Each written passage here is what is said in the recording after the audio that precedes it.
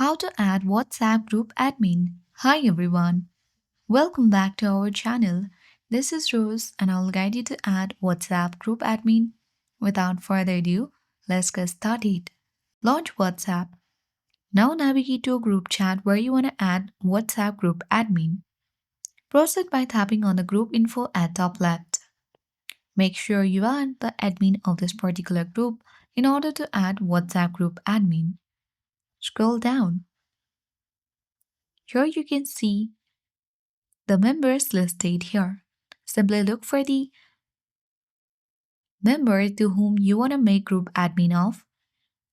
Tap on it and a menu pops up.